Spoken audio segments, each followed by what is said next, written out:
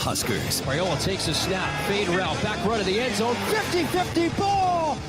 Touchdown, Huskers! Nebraska wins its 5th national championship. Giving you an inside look at everything going on in Husker Nation. This is the KLIN Husker Hour. Kicks and deals the 2-2 pitch. Swing and a miss. Strike 3. Jackson Brockett has the first 9-inning no-hitter for the Nebraska Cornhuskers since 1954, and he did it on his 12th strikeout. Sunset, got it! Thunderdog, and then one! Exclamation point! Pump the brakes! Now your hosts, KLIN contributor Cole Stukenholtz and sports director Nate Rohr.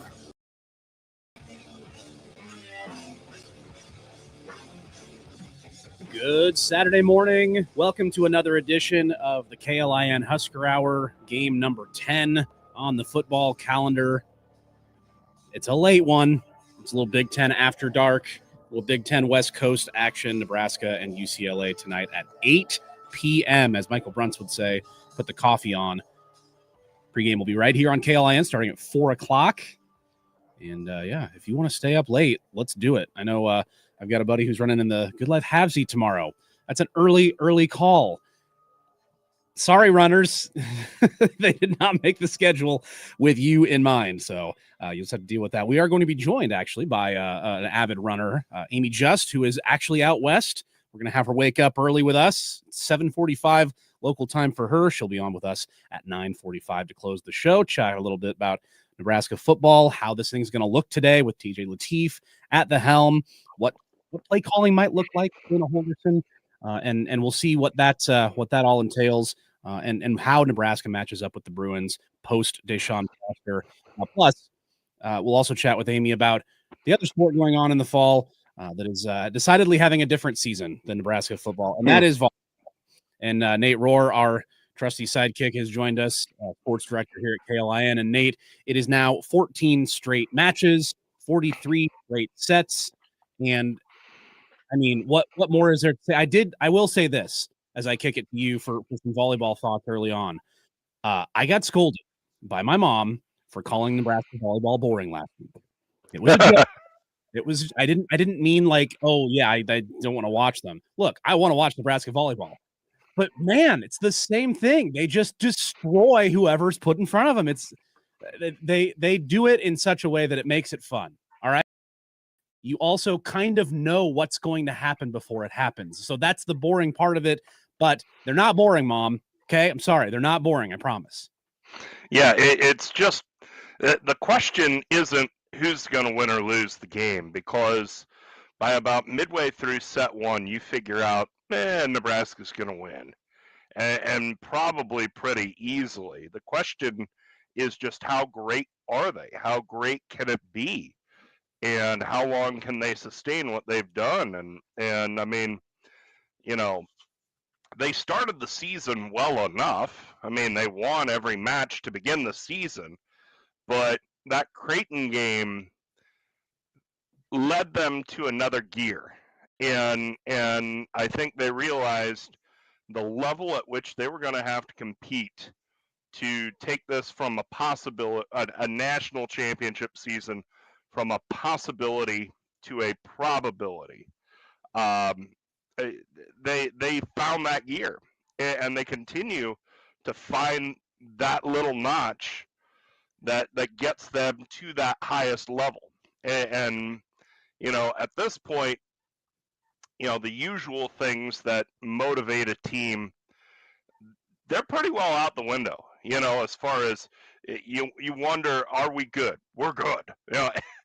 We've got 3 months of evidence that say Nebraska volleyball is really good. Can we beat our opponent? Most nights, it's not even a question. I mean, so they're using themselves as the standard, and this is why so often we hear coaches talk, we're worried about ourselves. We are our own standard. Because sometimes the team on the other side of the net from you is not a high enough standard.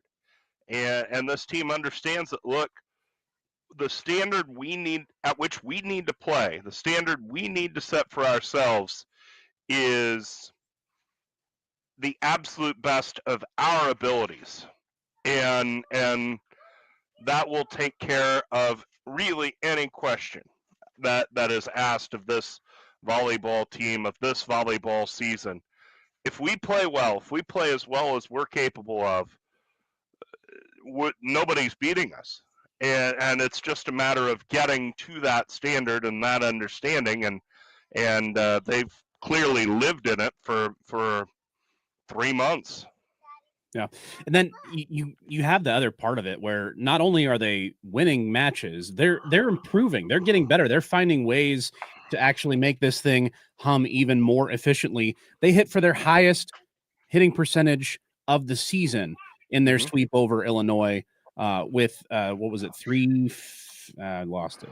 It was 350 something, I think. Anyway, Andy Jackson, 9 for 9, hit 1,000. Right. They hit 488. Yeah, there it is. 488. Over 300 for the 14th straight match.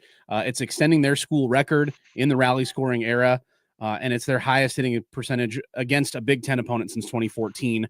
Bergen Riley continues to put the ball exactly where it should be for every attacker. And as Lincoln Arneal earlier this week posted the list of the semifinalists for AVCA Player of the Year, they released this in 2 different sets for whatever reason. They put like 7 names out there one day, and then the next day they were going to release the other 7. And I jokingly replied to him, are the next 7 just Nebraska's starting lineup? I was not far off, because there are 3 Huskers who are national semifinalists for Player of the Year. It's Harper Murray, it's Andy Jackson, and it is Bergen Riley, who we talked about at length last week about how well she's played, and how I owe her apology for thinking that having the audacity to think that she might not even be the starting setter on her own team, let alone the best setter in the country, let alone the best player in the country, potentially, the way she has. So all of that is moving the way it's moving. The vibes could not be higher. And yet I don't think there's that much worry that there's going to be a dip. Like you have this machine, this well-oiled machine, and Danny Busboom Kelly is pushing all the right buttons. You're getting all of the players involved. The depth is showing up. You're not just keeping your best players out there. You have All-Americans taking entire sets off because they can. And it's, you run out of ways to describe how dominant a match is or how dominant a team is. But they are on track to wipe the Big Ten away, the best conference in volleyball. Yep. And then it just comes down to what happens in December. What do those matchups look like? And can you finally get this thing done with this junior class that includes 3 of the 14 semifinalists for National Player of the Year? And I'm glad you mentioned Bergen Riley.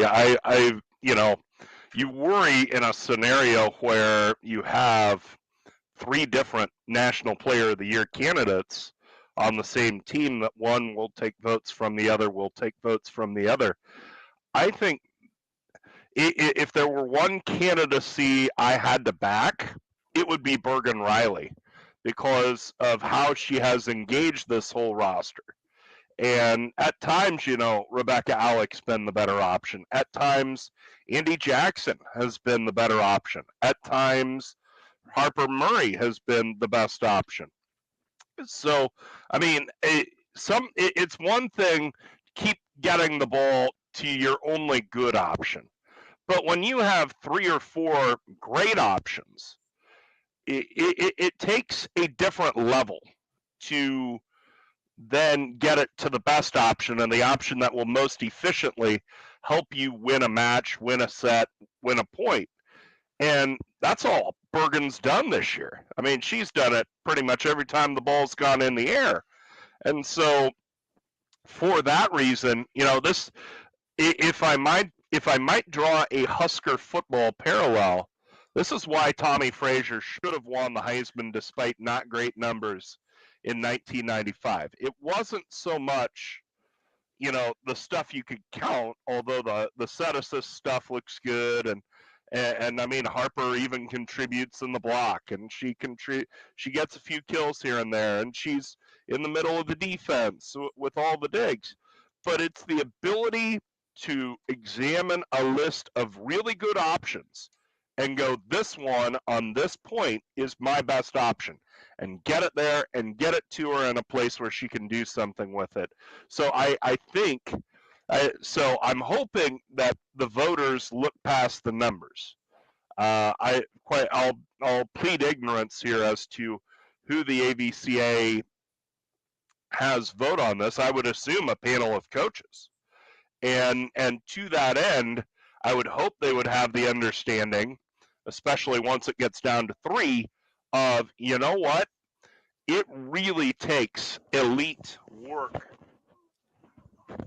to have a list of great options and get it to the right option every single time. And so for that reason, I advocate for Harper Murray as National Player of the Year, with full and due respect to Andy Jackson and Harper Murray, who are having phenomenal years. Right? My vote would go to Bergen Riley. Yeah, absolutely. I don't think you'd find very many arguments against that. All right. Well, Nate is fighting through some adversity with the headset, and we appreciate you. We know you got to run for a little bit, but we're going to get you back in a little bit as well. We'll get your Nebraska UCLA game pick.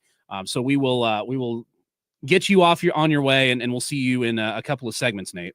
I'll talk to you in a bit. I got to shuttle some girls to tumbling class. All right. Get your tumble on, Nate. All right. We'll see him in a bit. We'll see Amie Just a little bit later on as well. I'll go a little bit further with volleyball right after this when we come back. Nate compares them to the 1995 Huskers a little bit. Tommy Frazier to Bergen Riley. I'm going to tell you how Nebraska volleyball is like another excellent team at the top of their sport. When we come back, that is coming up along with our breakdown of Nebraska UCLA. It's all coming up here on the KLIN Husker Hour. Major family events create memories.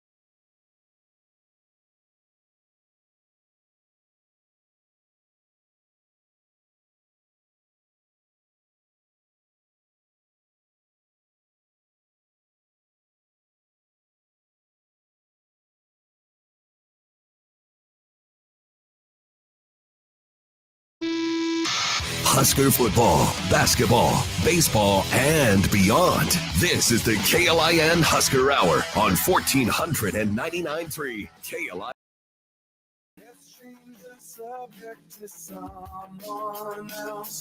Moving right along here on your Saturday morning. We are up on the StreamYard thanks to Kenny Larrabee. If you want to check us out, you can check out the KLIN socials, YouTube, Facebook, Twitter, the Husker Hour Facebook page. as well.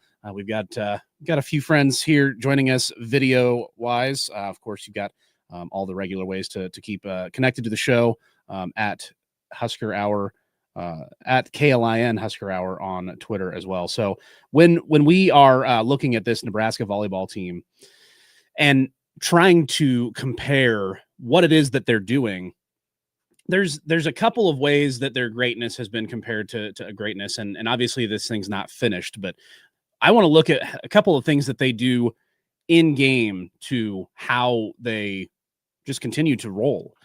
And I mentioned right before the break, they're compared favorably, I think, to a team that is also at the top of their game right now in their sport, and that is the Kansas City Chiefs. I'm a Chiefs fan, obvious comparison that I'm going to go to, but there are a couple of things that I notice with the way the Nebraska volleyball plays that is also a way that Kansas City plays. There's this thing that the Chiefs will do where if a player is involved in a play and it doesn't go well, if it's a tipped ball that ends up in an interception, or if it's a fumble, or if you run the wrong route or something along those lines, almost every single time the next play goes to that person. And actually, if you go back to, it was 2018, the opening game of the season, the Chiefs are at New England. The Patriots had just won the Super Bowl the prior year. Or no, they hadn't won the Super Bowl the prior year. It was 2017. That was it. Yes. Not Mahomes' first year, Alex Smith's last year, but Kareem Hunt's rookie season. Kareem Hunt, rookie running back, never fumbled in college, and his first NFL carry was a fumble, and the Patriots recovered it. I don't know if it was 2 or maybe 3, but on the next drive, Reed called 2 or 3 running plays in a row right back to Kareem Hunt to say, hey, we are not going to go away from you. We believe in what you have to bring, what you bring to the table. We know that you're talented and you're not going to do that again. And they do that all the time with the offense. And that's what Bergen Riley does a lot with his Nebraska offense. If she sets somebody up and it's not a kill, if they hit it right into the block, or if they try to go long and they hit it out of bounds, or whatever the case may be, I see very often either the next set or maybe a set after the next set, she's going right back to them. And she's telling them, hey, I'm confident in you. I believe in your talent. I know you're not going to screw this next one up. We're going to get you right back on track because we need you to win this match. We need you to dominate this set. They go right back to them. And that is, it's almost counterintuitive, because a lot of times you'll see like old school coaches back in the day, you see a guy fumble in football. Oh, coach taking them out of the game. They're not seeing the field again that day. Right. Or if you're in, Bergen Riley's shoes, well, sheesh, Taylor Landfair just botched that kill. Why am I going to set her again? Not what they do. And that breeds confidence, that breeds trust, that builds everybody back up. And it's so encouraging to the player that screws up when you do that. And again, as a Chiefs fan, I see it all the time. If you see somebody screw up early, they go right back to them. Chances are they're going to have a pretty good game after that, because they know they let the team down. They're not going to let it happen again if they get another shot. So that's one way. The other thing that they do, and Nate mentioned this, there are a lot of mouths to feed on this Nebraska volleyball team. We've talked about the depth all season. They have so many good players. Like I said, they've got All-Americans taking sets off at times. The Kansas City Chiefs have a player named Rashee Rice who has a motto this season. It is, everybody's got to eat, EGE. When he was coming back from his suspension, that was all you saw on social media from the teammates on the Chiefs. It was EGE, EGE. And that's because there are a lot of really talented players on that offense. You've got Rashee Rice, Hollywood Brown, Xavier Worthy, all at wide receiver, Juju Smith-Schuster as well. Obviously, you've got Travis Kelce still. You've got a run game that you're going to feed a little bit as well. Everybody's got to eat. And you want to be able to distribute the ball fairly evenly so that everybody still feels like they're involved in that game plan, in that game, in practice. You want to make sure that nobody slips, so you keep them all ready. The ball can come to you at any time because everybody's got to eat. Same deal with Bergen Riley. You have this not new offense, but it's newer to Nebraska. They are emphasizing things that other teams don't emphasize offensively. They set the middle more than anybody else. We already knew that. Nebraska's got a plethora of middle blockers. It's an embarrassment of riches at the position. Andy Jackson, Rebecca Alec. Now you got Mania Obeche coming up as a true freshman, who she looks like she's going to be the next All-American. And the other thing the offense is doing this year, they're setting the back row a lot more too. And that is just a different element for a defense to have to deal with. If you're the block, you're expecting to see, okay, Riley's in the middle. She's going to kick it out to this pin or that pin. What do I do if she sets it to the player in the back row? Like, where am I going to try to set up my block? It makes it very hard for a defense to try to figure out where that kill is trying to go.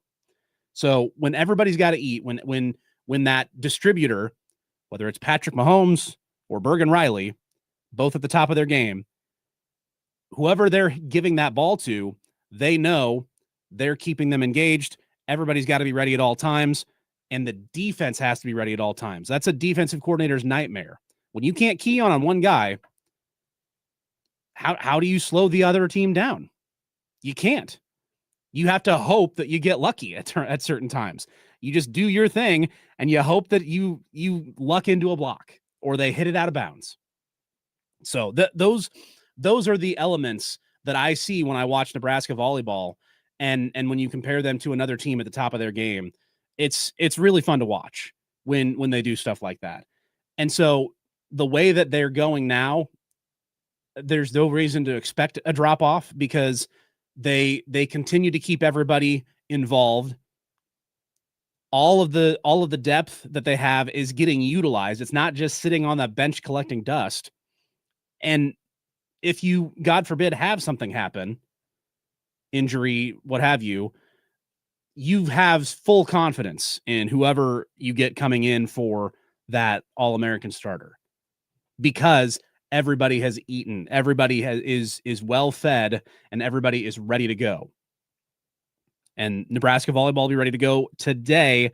Their match against Minnesota is over on B107.3. It's a 2:30 first serve, and you will be able to catch that there with pregame coverage starting at 1:30. Won't be over here on KLIN because it might run into pregame for Nebraska UCLA football, which starts at 4 o'clock. Although Nebraska has gotten a few matches this season wrapped up in under an hour and a half. I don't know that they'd be able to sign off the broadcast quite that quickly. So volleyball over on B starting at 1:30. Husker football coverage starting right here at 4. Husker football coverage starting on this show right after this. We're going to dig into Nebraska UCLA. Where can Nebraska's offense hurt UCLA, and what does Nebraska's defense need to do to fix this run defense against a team that, I hate to say, they're going to run the ball, and they're not going to be afraid of doing it like Lincoln Riley was at times last week. So we'll break down this matchup and get that started when we come back here on Husker Hour right after this.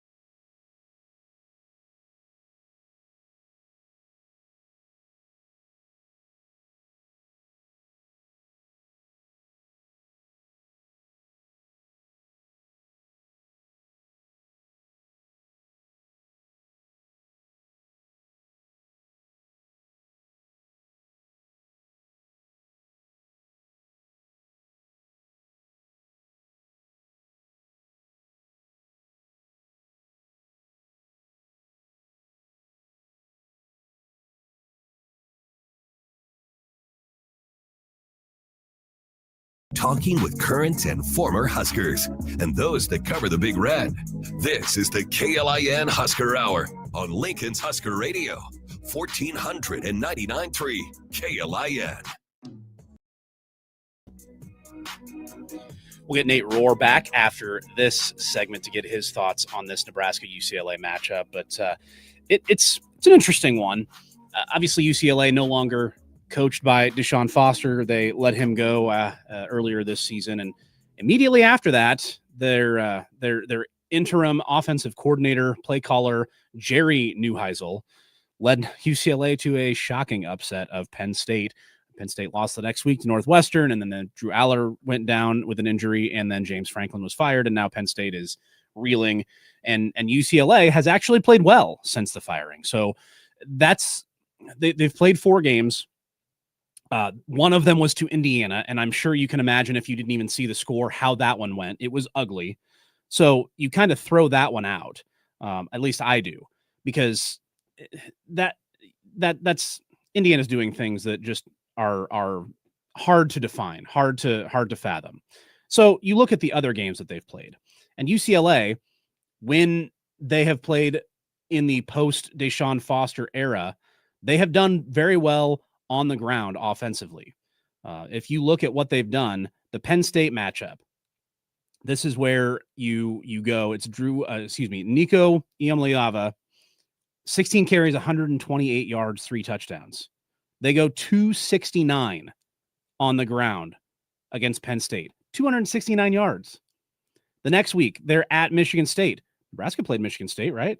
That was actually kind of in doubt for a little bit. UCLA in that game, 238 rushing yards and 2 touchdowns. Now, Nico was actually very limited in that one. It only had 3 yards rushing. So Michigan State did slow him down, but they've got a really balanced attack. You had 2 guys with 12 carries, another guy with 7, and all of them were over 4.5 yards per carry, 2 touchdowns on the ground. And Nico threw for 3 touchdowns in that game. Not throwing for a lot. They're under 200 yards in passing in those 2 games so far. And then the Maryland game, again, another matchup Nebraska has seen. And in the Maryland game, that was another win for them, 20-17. And rushing wise, not quite as good there, but still 193 yards. And Nico limited their 8 for 25. But Nico Iamaleava is their leading rusher this season. They do lean on him in the run game. He's got 388 yards and 4 touchdowns. Obviously, a lot of that coming in that Penn State game. But Berger has 249, and Thomas has 238, and Woods has 221, and Frias has 165. They've got a lot of guys who have done pretty decent job in the run game, whereas Nebraska's offense, you're basically keying in on one guy. Say all that to say, has Nebraska struggled against the run this year? Does anybody know? Have they struggled against running quarterbacks in particular? I think they have. If you ask me, that's probably not what you want to see if you're Nebraska's defense at this point. In fact, Nebraska's rush defense this year, 93rd nationally. They give up 161 yards per game on the ground. And obviously, if you look at their losses, the Minnesota game, you kind of set that off to the side. Whole nother set of problems there. That was not QB run game. But Michigan, USC, both of those games, Nebraska got hurt by QB run game. Bryce Underwood killed him, had that one long run, and he was a threat to run all day.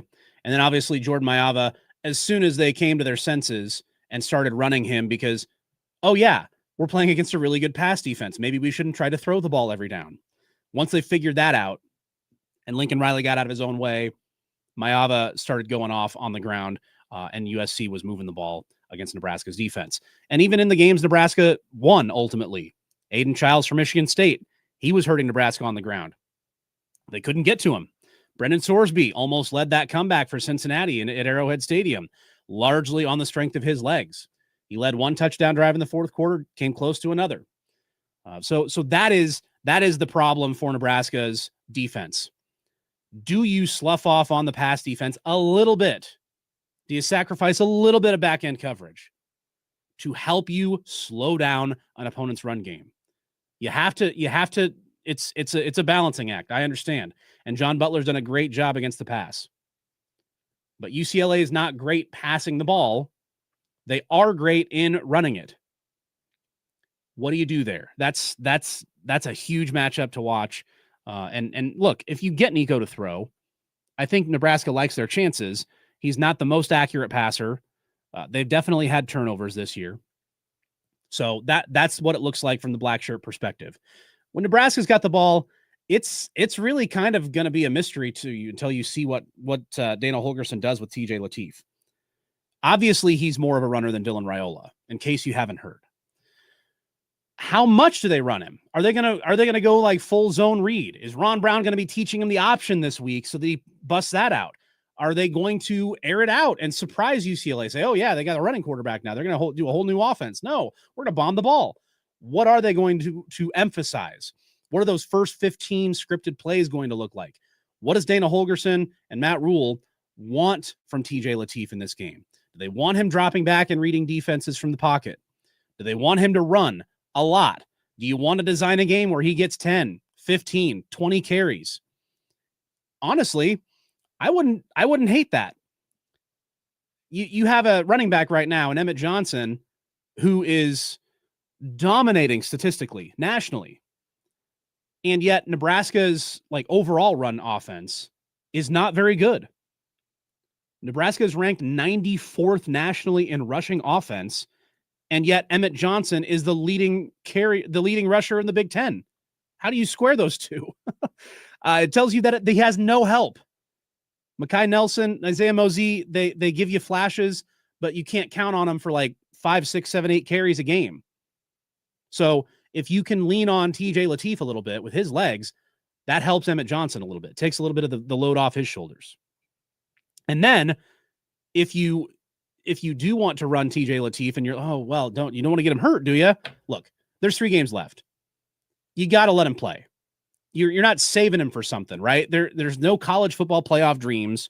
The team's bowl eligible. You got to let him play. I don't think there's any reason why you should be worried about. Obviously, you teach him how to take care of himself. You slide if he's in danger, or what, get out of bounds if you're by the sideline. All of those things that you teach any ball carrier who's not going to run dudes over. But run him. Give him a chance to show what he can do.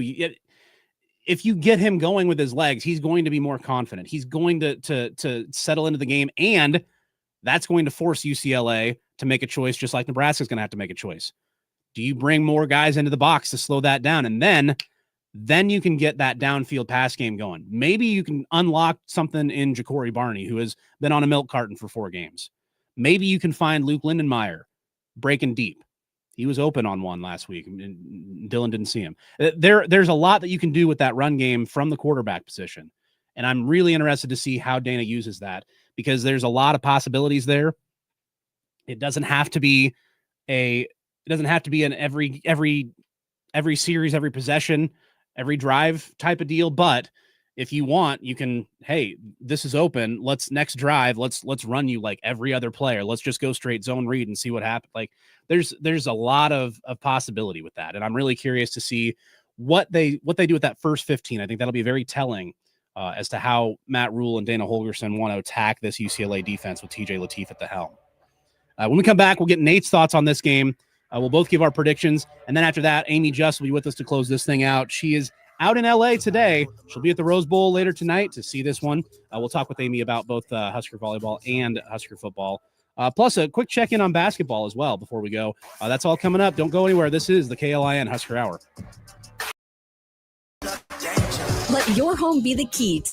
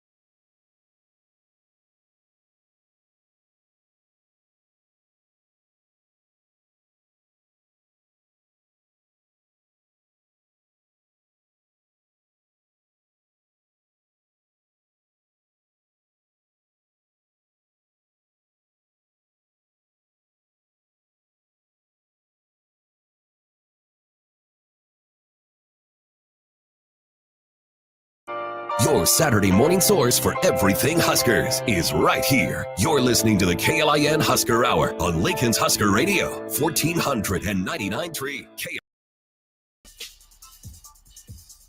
All right, rejoining the show, our trusty sidekick, Nate Rohr, live from tumbling class.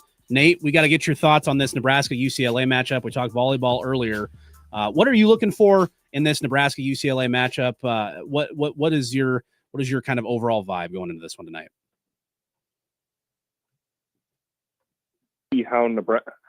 It's going to be very interesting to see how Nebraska manages the TJ Lateef question, because this is not going to be the same offense that Nebraska's had. There's just no way. I mean, Lateef has a fair understanding of the offense. He has some knowledge of how to run this team, but he's a true freshman. And even though I think we can grade on a little more aggressive curve because he was in for spring and because he's uniquely poised for a person of his age, at the same time, there's no way it doesn't look different. And then the flip side of that is UCLA is bad against the run. They give up running yard. They're toward the bottom of the national rankings in terms of what they give up running wise. It feels like this offense works better when it's run first. You heard Dana Holgorsen this week sort of begrudgingly say, well, we're a run first team now. Begrudgingly. So yeah, I agree. And so there was a point, that's kind of my overarching question going into this is how dedicated to the run will Nebraska be? And will they be willing to stick with it, even if it isn't perfect early on? Because, like most offensive coordinators of this day of college football, while Dana Holgorsen will run the ball when he has to, and he might run the ball when he can, but in his heart of hearts, if you just asked him, would you rather run or pass? Just asked him walking down the street, he'd say pass. I think he'd say pass every time. And so, and UCLA knows that you've got a backup quarterback in there. So is Nebraska willing to run into a crowded box? This should be a game where Emmett Johnson should get 30 carries.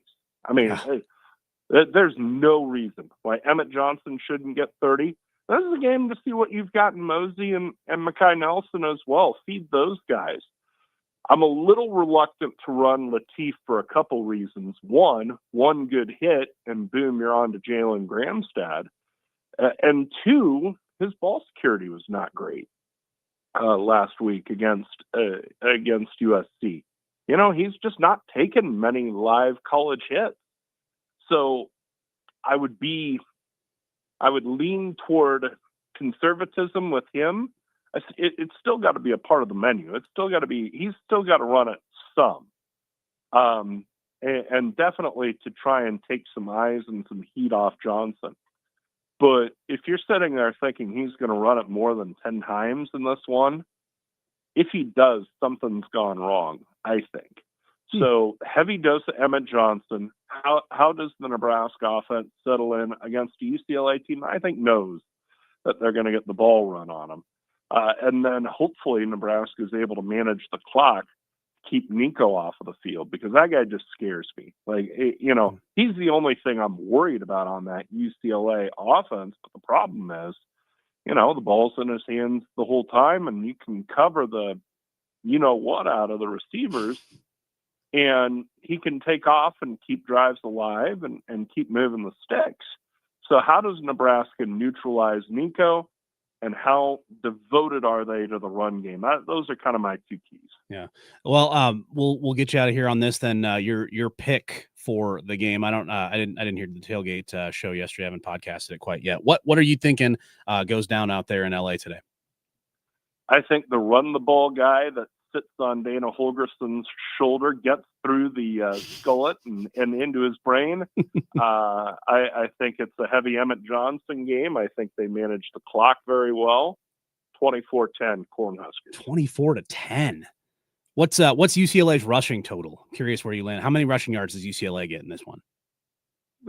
They've averaged over 200 in their 3 non-Indiana games since Deshaun was fired. I have to qualify. I'm going to say 110. 110. Wow. What a 360 from or 180 from John Butler in that Black Shirts performance last week against the run. All right. Hey, we shall see. 24-10. That's ambitious. I will tell you, Nate, I'll just give mine now. I don't like the matchup in terms of UCLA's run game. I don't know that Nebraska is going to be able to flip a switch like that. I do think Nebraska tries it more on the run game, but I do think there are turnovers there. You mentioned Latif. I think he does get 10 carries. I think he gets 15. But I do think he does put it on the carpet. I'm not sold on Nebraska being able to slow down UCLA's run game. I think it's UCLA 29, Nebraska 24. So Cole, you're a great guy, but I hope you're really. I get told that all the time. Gosh, what is going on with that? All right. Nate Rohr, thank you very much for your contributions today. We'll let you get back to tumbling class, and we'll talk to you next week. Sounds good, man. See ya. All right, there he goes, Nate Rohr, with us from tumbling class there in Metro Omaha, taking care of the kids today while his wife's out of town, dadding it up. You got to do it. We're going to get right to Amie Just when we come back to close this show, columnist from the Lincoln Journal-Star. She is out there on site. She'll give us a report from Los Angeles and her thoughts on Husker football and volleyball when we come back here on the KLIN Husker Hour. You're listening to the KLIN Husker Hour. Executive Travel Talk is next on 1499.3 KLIN.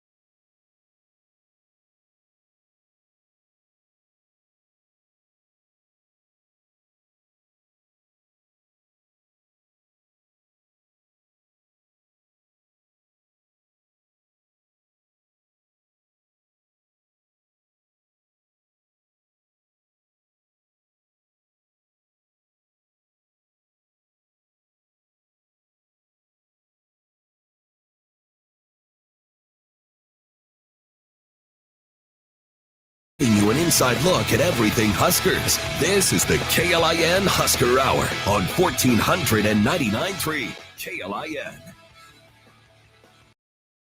Stretch here, and we couldn't be happier than to be joined by one of our friends of the show, Amie Just. She's live out in Los Angeles. She's going to be at the Rose Bowl this evening for Nebraska UCLA. Amie, good early morning to you. It's 7:45 out there. It is. It is. Time zones exist, people. So yeah, a rude awakening this morning, but happy to do it for y'all. Well, we appreciate you waking up with us. We'll get to volleyball. I want to start with football. And Nate thinks that Dana Holgerson is going to be woken up into a little bit more run game lean.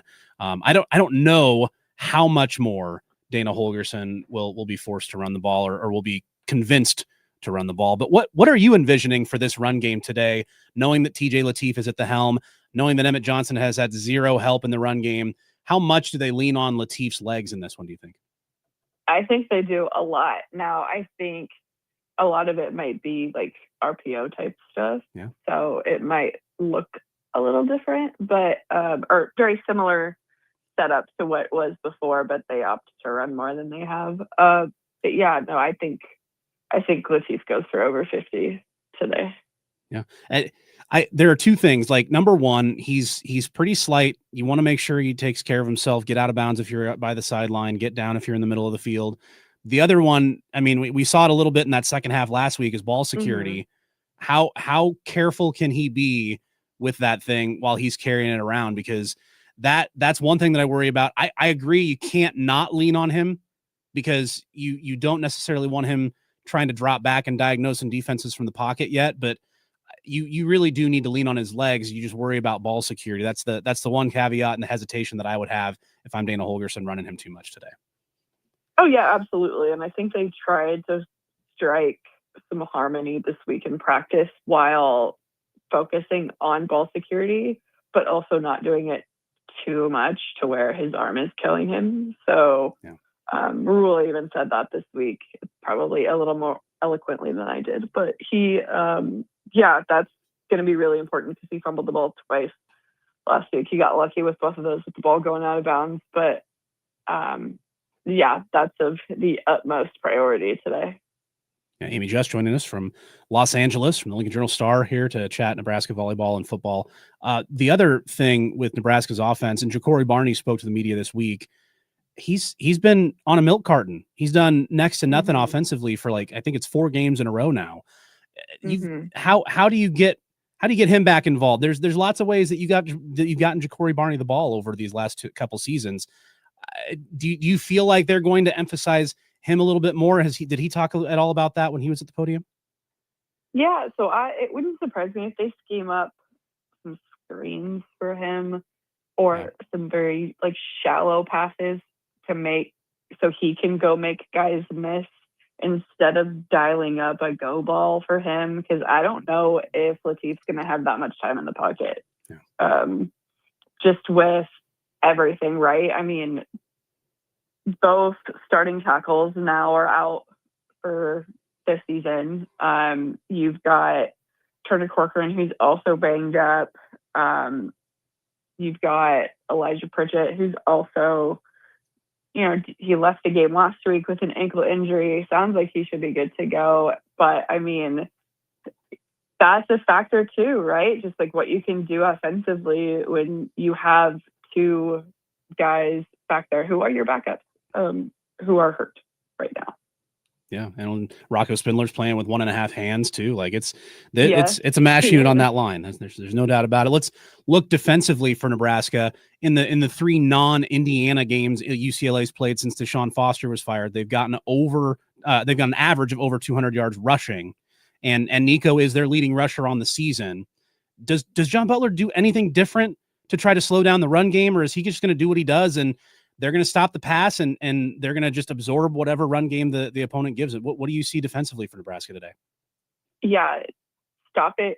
I don't know if they can stop the run necessarily, but you've got to limit it, right? Yeah. You have to make sure that Nico doesn't make it, into your second line of defense. You just have to keep him contained. Now, as Nebraska fans who've watched every game this season know, Nebraska has struggled with running quarterbacks this season. And so because of that, I wonder if they run him more to exploit some weaknesses there. Yeah. We're going to find out real quick if UCLA's coaching staff watches film on Nebraska, right? If they have, you're going to run Nico a lot, I think. Let's in the time we've got left, let's flip to volleyball. What more can you say? 43 straight sets, 14 straight matches, unanimous number 1. 3 of their players are on the national semifinalist player of the year list. You run out of ways to talk about how dominant they've been, but I don't the way they have managed the depth and involved everybody and kept everybody sharp, I'm not anticipating a drop off, right? Like it's all going to come down to, do they lose a match in the Big Ten and do they get it done in December at this point, right? Yeah, I would agree with that. I think that you're seeing dominance from them. I am curious to know what the Nebraska volleyball team that has Campbell Flynn as your starting center and Ellie Check as your starting opposite and Manaya Obeche as your starting middle and Skylar Pierce as one of your starting outsides. I wonder how highly ranked that team would be. No, seriously. Yeah. Like, even Macy Bosiger is an incredible server and has shown that she can handle herself on defense. Yeah.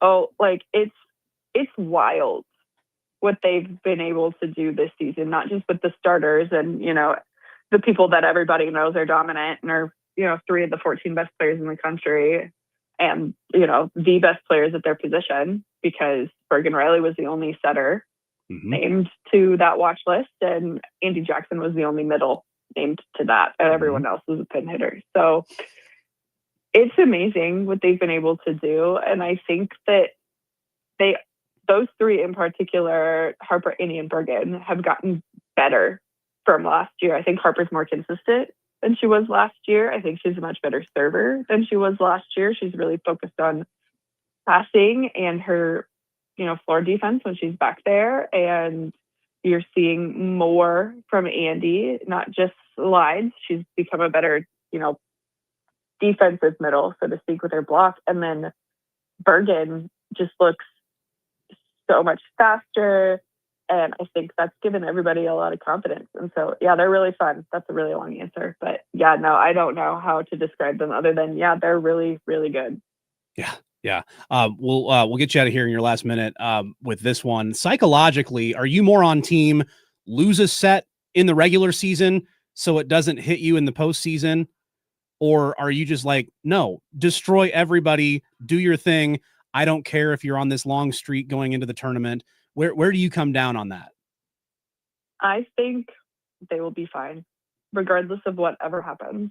Now, they do play several more ranked teams throughout the rest of the regular season. So, I mean, it's entirely possible that they drop one. But maybe they don't, right? I think that they're really confident, and I am looking forward to seeing them get challenged. They were challenged in that Oregon match. That was the best test they've had all Big Ten, honestly. So, and Oregon wasn't ranked. So I think it comes down to not just ranked matchups, but like the physicality matchups and the different skill sets of different teams. But if they drop a set, I mean, okay, it's not a big deal. What they're doing right now, it's not unprecedented. It just hasn't happened in a while. So, but they can't get complacent, and it sounds like they know that. Yeah, I agree. Not complacent, not at all. I don't think that's in DBK's DNA. One more, we'll get you out of here on this. How was the nightlife last night in LA? When did you get to bed? It was good. I came to bed early. I went out with just myself at one bar and then caught up with some people at a second one. But yeah, no, I'm not drinking right now, so I feel pretty good today. There you go. Ready to call some balls and strikes at the football game, if you will. Ready to call it how you see it with Nebraska UCLA tonight. Enjoy the Rose Bowl, and we will catch up. We'll catch up with you down the road. All right. Sounds good. Thank you. Thanks, Amie. All right, there she goes. Amie Just, Lincoln Journal star. Great as always with the Nebraska volleyball and football takes. Before we go, quick update on Husker hoops. The women, they hit triple digits in their opener. 103-46 against Northwestern State last Monday.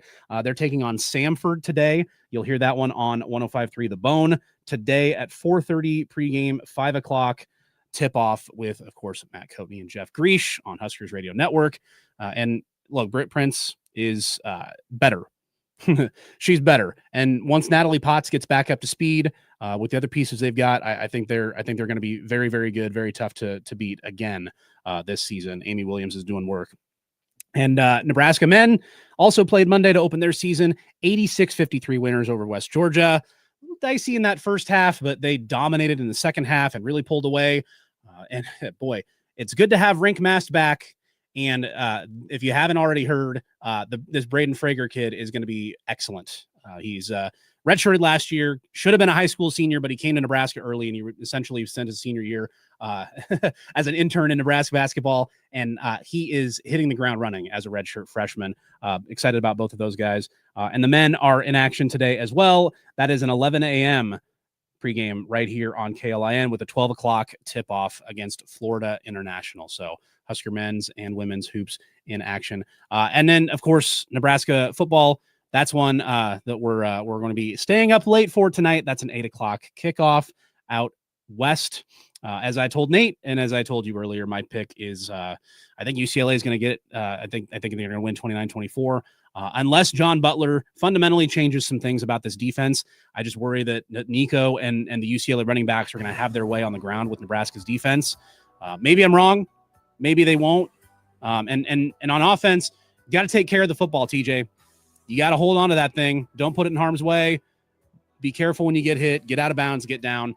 But I think they're going to need you. Nate said under 10 carries. I think they get at least 15 to him.